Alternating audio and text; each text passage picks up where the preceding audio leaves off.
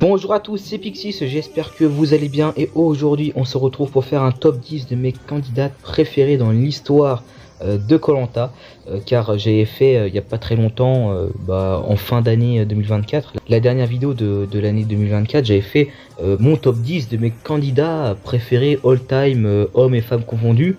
Et malheureusement il n'y avait qu'une seule femme dans le classement car naturellement je préfère les hommes, les garçons dans koh car ils m'ont plus marqué, car je les préfère tout simplement. Mais je trouvais ça un peu injuste car il y a beaucoup de femmes que j'aime beaucoup dans l'émission et voilà, je trouve que faire une vidéo là-dessus ça pourrait je dirais mettre en valeur certaines candidates dont je ne parle pas assez souvent et que j'apprécie tout de même. Donc voilà, ça me fait plaisir un peu de faire cette vidéo, ce top 10. Et on va commencer avec la top 10 hein. En 10e position j'ai mis Cecilia, la danseuse de koh Thaïlande. Je la trouve assez sympathique, assez cool, vraiment. C'est une candidate qui m'a assez je dirais passionné quand je regardais koh Thaïlande, que ça soit en direct et quand je la revois. J'aime bien son parcours, je trouve qu'elle est assez naturelle, pas trop dans la stratégie c'est vrai, mais c'est quand même pas mal fait berner dans la saison, notamment avec Pascal et sa bande quand ils se sont retournés les jaunes contre Nicolas, avec le très beau blindside de conseils avant la finale. Et donc logiquement elle était censée être éliminée au dernier conseil avant l'orientation, mais elle a eu de la chance et moi je trouve que voilà, c'était plutôt sympathique de voir cette aventure là, notamment ce virage là, et elle a su notamment faire un peu de social, même si elle était avec des personnes qui l'avaient assez trahi, on va dire. Donc j'avais beaucoup aimé je dirais cette fin d'aventure avec Cecilia, mais il n'y avait pas que ça hein, notamment aussi je dirais au niveau du feeling, j'ai toujours eu cette appréciation assez honnête avec elle. Et puis je me rappelle d'un confort, le dernier confort, où notamment Wendy se prend tous les sacs avec Alain là. Il y avait le père de Cecilia qui était venu, et ça m'avait beaucoup marqué car ça faisait je crois 5 ans ou même 10 ans, je sais plus, qu'elle n'avait pas vu son père, et donc c'était assez marquant. On va enchaîner ensuite avec la prochaine aventurière, et j'ai décidé de mettre Marine, la femme à abattre de 2010. Je reprends les mots de Denis Brognard sur la présentation lors de koh la revanche des héros. Une aventurière que j'aime beaucoup, que les gens adorent, j'ai l'impression, hein. Dès que je parle avec quelqu'un fan de koh généralement il aime beaucoup cette candidate niveau féminin, hein. C'est vraiment une candidate qui est adorée, j'ai l'impression. Après c'est vrai qu'elle est plutôt remarquable, hein. Je trouve que c'est une candidate, moi personnellement, qui m'a marqué. J'aimais beaucoup son binôme avec Aurélie, mais Marine, c'est une candidate qui était plutôt forte dans les épreuves, plutôt intéressante à l'écran. Je me rappelle qu'elle était hôtesse de l'air, et aussi elle avait un peu ce truc là que j'aimais pas trop malheureusement, où elle voulait battre les hommes. Et ça c'est un peu pour moi un défaut, car voilà, moi, ça m'insupporte quand j'entends des femmes dire moi je veux battre des hommes, alors qu'elles veulent avoir une situation égalitaire, elles veulent être égale avec les hommes, et puis finalement elles disent ouais moi je veux battre les hommes. Jamais t'entends un homme dire ouais moi je veux battre les femmes. Je trouve ça ridicule comme concept, mais bon allez, si tu veux. Mais voilà, mais c'est un peu ça que j'aime pas avec Marine, mais bon en tout cas c'est un petit défaut de cette aventurière que j'ai beaucoup apprécié dans ces deux aventures. D'ailleurs j'étais très déçu qu'elle se fasse éliminer au premier épisode de Koh la revanche des héros. Franchement ça m'avait vraiment assez attristé au vu de sa belle capacité en 2010, même si elle avait été éliminée assez tôt, elle a eu la chance de revenir notamment. Mais voilà, c'est une candidate qui m'avait plutôt marqué. On va enchaîner ensuite avec une aventurière assez marquante aussi, hein. Patricia, la mère courage de Rajampat, notamment aussi on peut l'appeler la maman du Lot.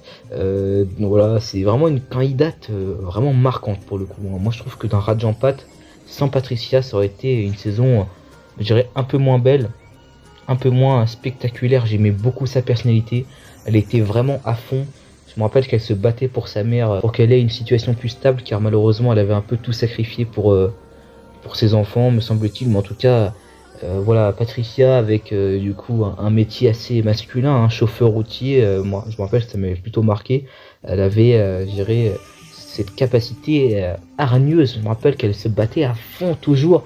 Elle avait notamment eu une petite rivalité d'un ou deux épisodes à tout casser avec Florence. Mais Patricia, j'aimais beaucoup son côté stratégique. Je trouvais qu'elle jouait vraiment avec les armes du jeu et notamment ce collier d'immunité qu'elle a parfaitement joué en éliminant Olivier, le patron des Rouges. Hein. Et voilà, et franchement, même à part ça, le fait d'avoir retourné Martin, d'avoir été stratège, notamment aussi ses rivalités avec Caroline, je sais pas si vous en souvenez. Après, je trouve que là, Patricia est un peu en tort, car je pense qu'elle s'est fait un peu des films dans sa tête.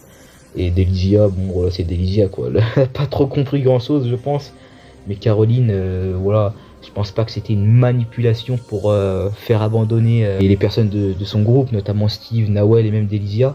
Je pense que voilà, c'était vraiment un malentendu, car Caroline est une candidate que j'aime beaucoup, mais en tout cas Patricia, pour parler d'elle, est vraiment une aventurière qui m'a beaucoup marqué.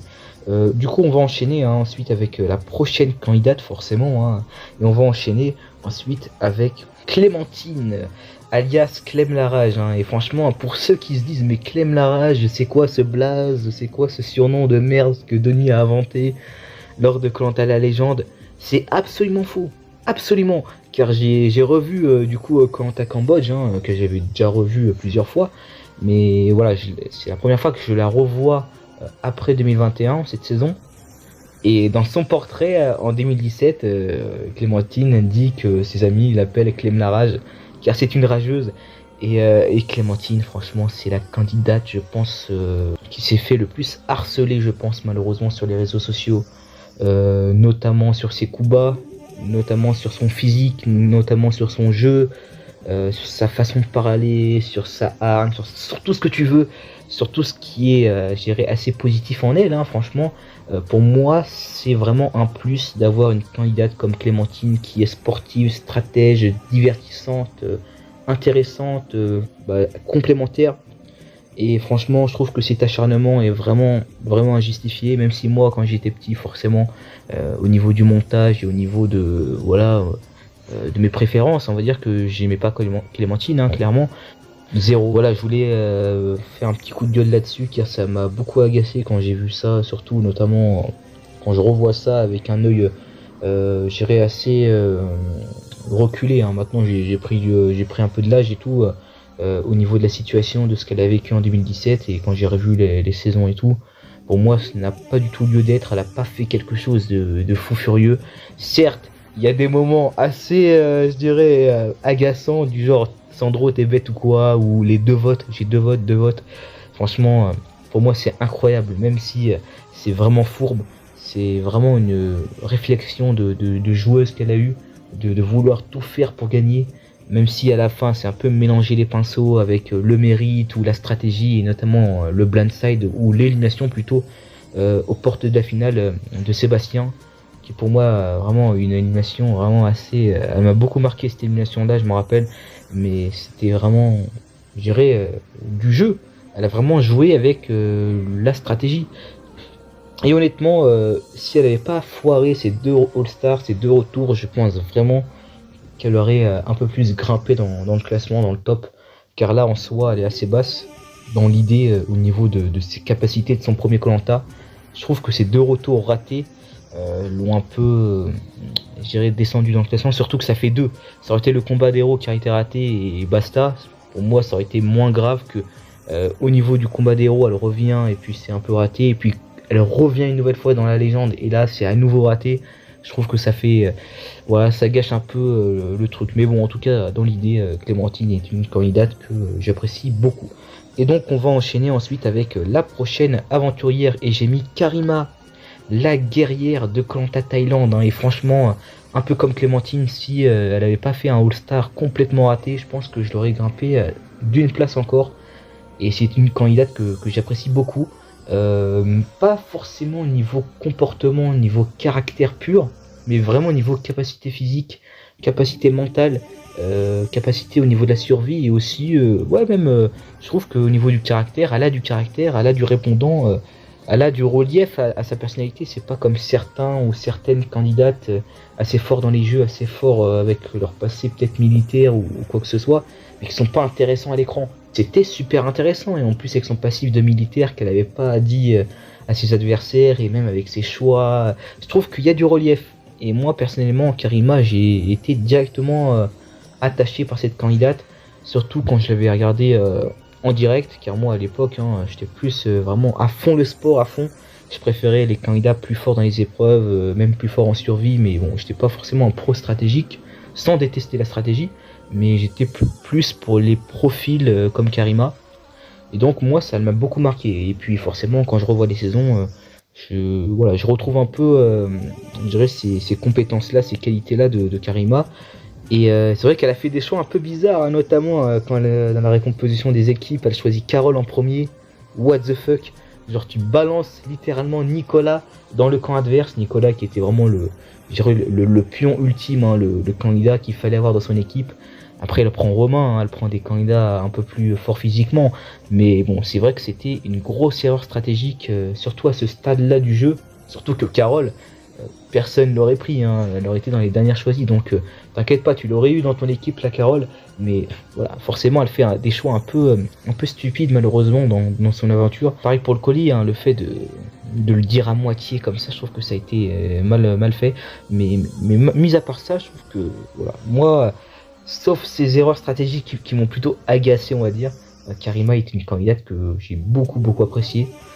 Si on parle pas du All-Star qui est complètement raté malheureusement, mais voilà. On va enchaîner ensuite avec la prochaine aventurière, et c'est donc Kumba, la mythique aventurière de Koh-Lanta à l'île des Pins.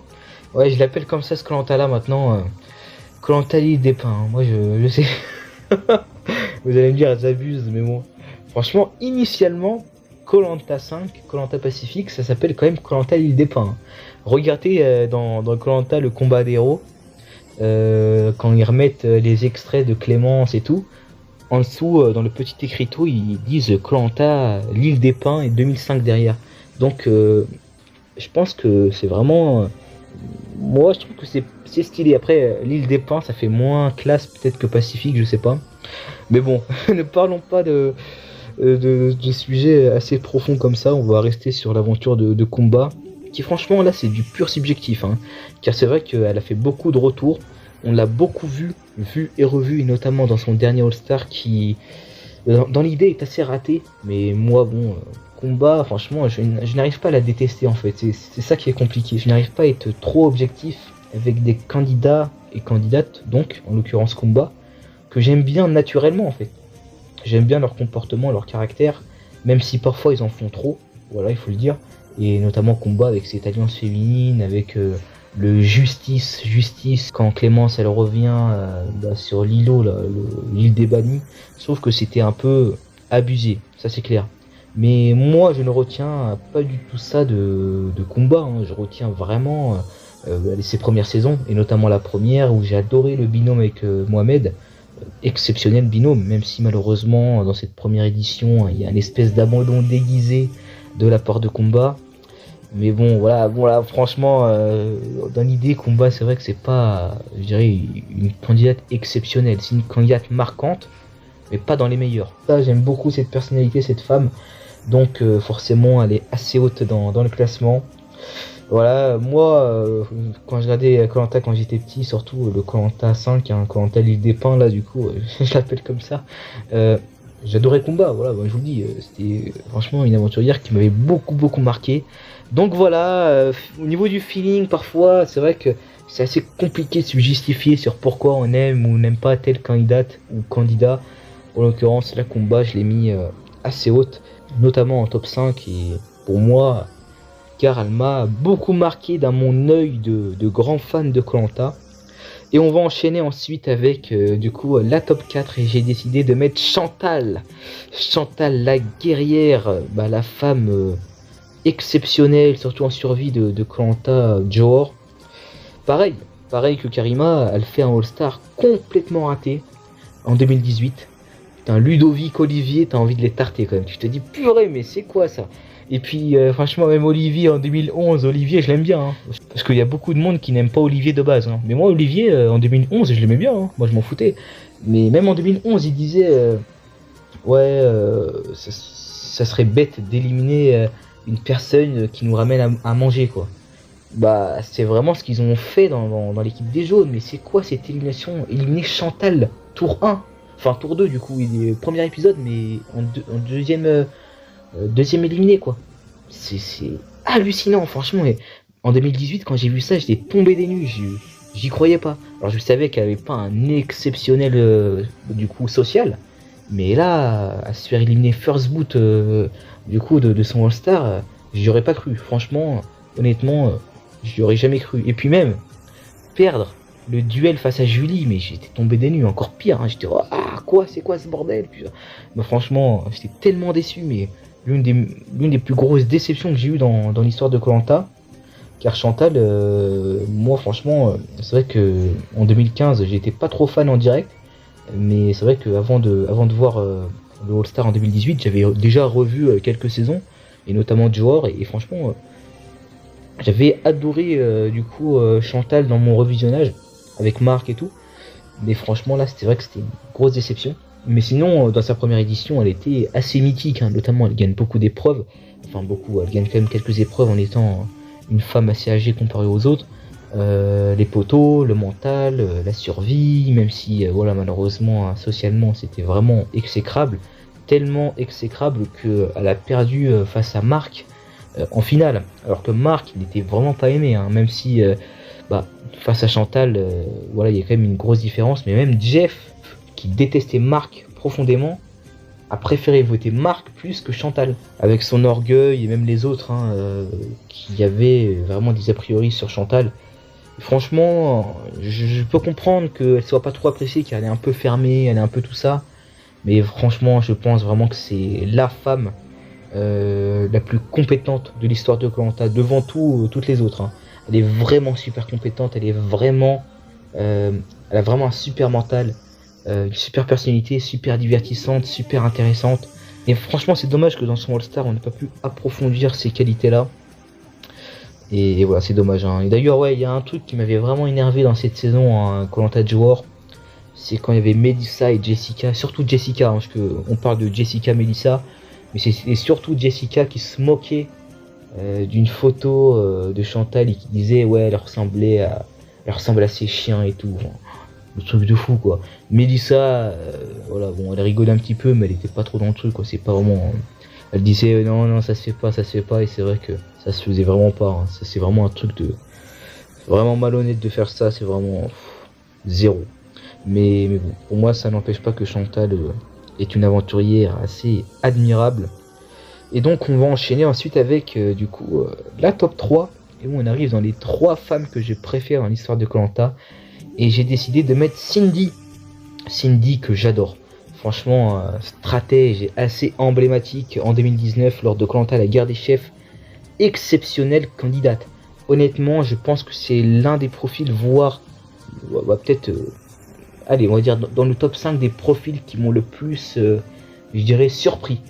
Par leur jeu, par leur parcours, par leur complémentarité, par leur évolution. Quand tu vois une Cindy qui au début bronzait et était vraiment pas dans le cercle, je dirais, social des Bleus, elle a su à la réunification, avec étape par étape, s'intégrer, s'implanter en étant la personne la plus, je dirais, impactante du camp, en faisant des stratégies à droite à gauche, en éliminant certaines personnes qu'elle voulait éliminer depuis un moment, en éliminant ses homologues stratèges de l'autre côté jaune, notamment Angélique, Maxime qu'elle voulait éliminer depuis un moment. Elle a réussi à l'éliminer, elle a réussi à retourner Clos contre Maxime qui notamment avait fait plusieurs pactes, mais aussi le très beau coup du collier. Hein. Elle avait montré son collier sans même le jouer, jusqu'à le garder jusqu'au dernier conseil pour être assuré d'aller en finale en gagnant les poteaux, en choisissant Maud forcément, en assumant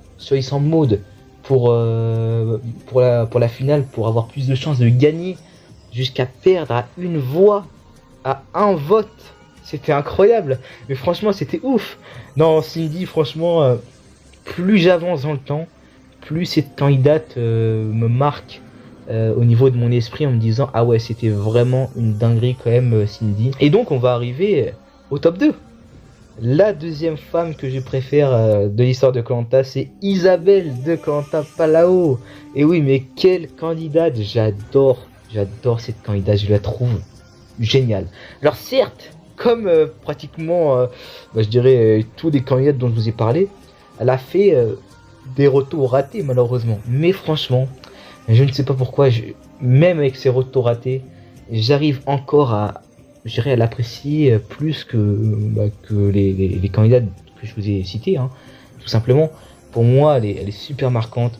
J'adore Apalao, comment elle hurle dans l'épreuve, là. Relâchez pas les rouges, relâchez pas. Non, mais on lâche pas. Mais c'est Patrick qui répond en plus. Ah, mais franchement, elle était trop drôle. Franchement, je l'identifie un peu à ma mère, hein, un peu comment elle fait. Ça se voit, c'est quelqu'un de bien. C'est juste que, au niveau de la forme, elle est un peu, on va dire, voilà, c'est vrai que c'est pas forcément euh, toujours bien fait, quoi. Voilà, notamment aux ambassadeurs, Alexandre, voilà, elle balance comme ça. Puis avec son regard, avec ses gros yeux, là, elle me fait trop rire. Et franchement, moi, pas là-haut, j'ai adoré le binôme Patrick Isabelle.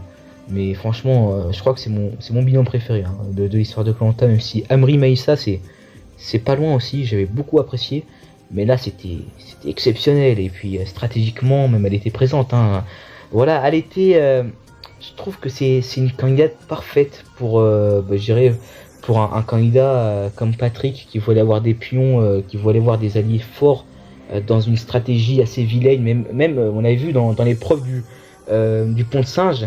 Je me rappelle, il y avait Fabienne qui disait saute dans l'eau, genre saute dégagé. Et après, il y avait Isabelle qui avait dit ouais, ok, je saute. Et du coup, elle sautait sur le pont de singe et ça faisait bouger les cordes et tout.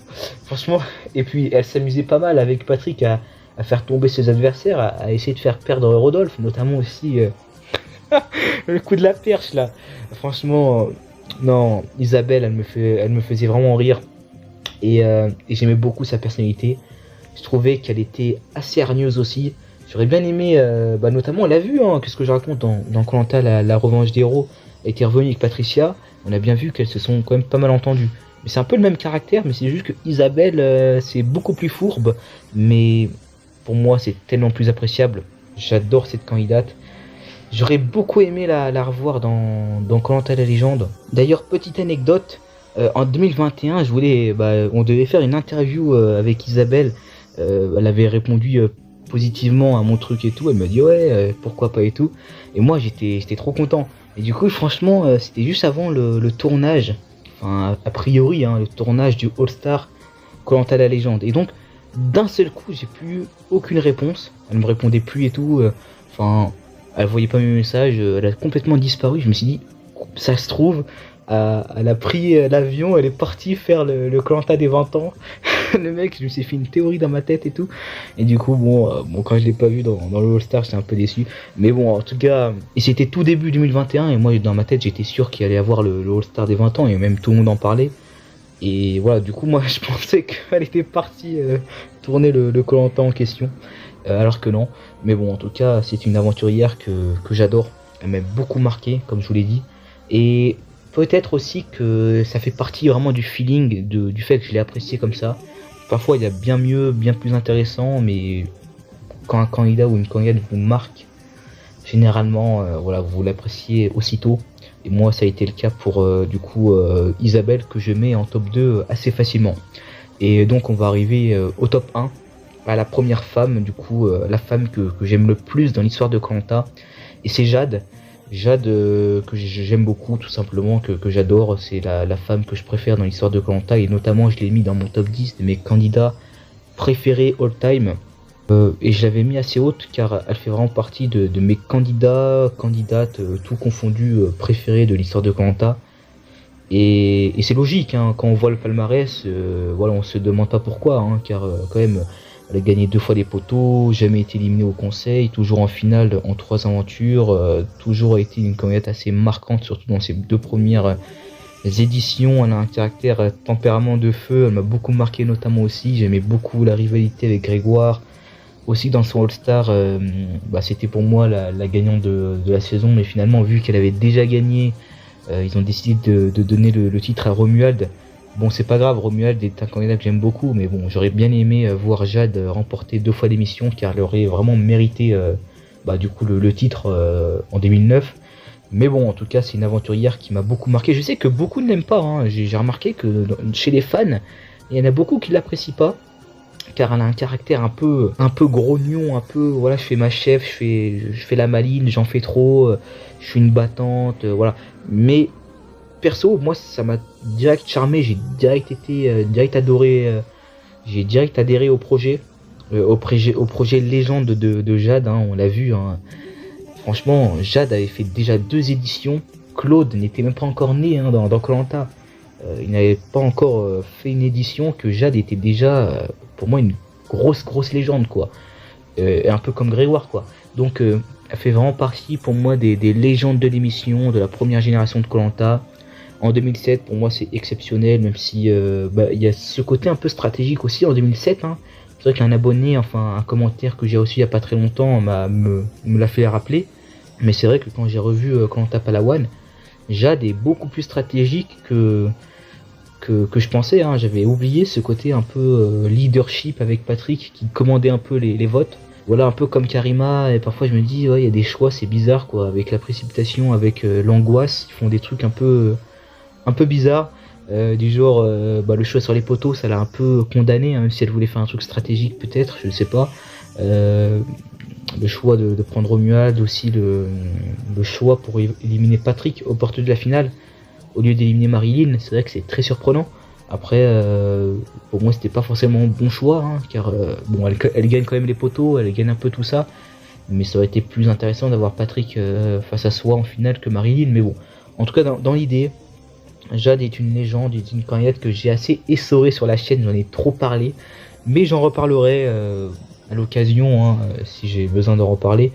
Mais voilà, pour moi, légende ultime, ma candidate préférée. Mais voilà, maintenant vous connaissez, je dirais, mes femmes préférées dans Koh-Lanta, car j'étais un peu déçu dans mon top 10 all time, que j'avais mis juste une femme. Je trouve c'est un peu décevant, donc je voulais rectifier un peu l'erreur en vous faisant une vidéo où je parle de mes 10 femmes préférées de l'histoire de Koh-Lanta. Allez, moi je vous dis à la prochaine pour de prochaines vidéos. Allez, salut!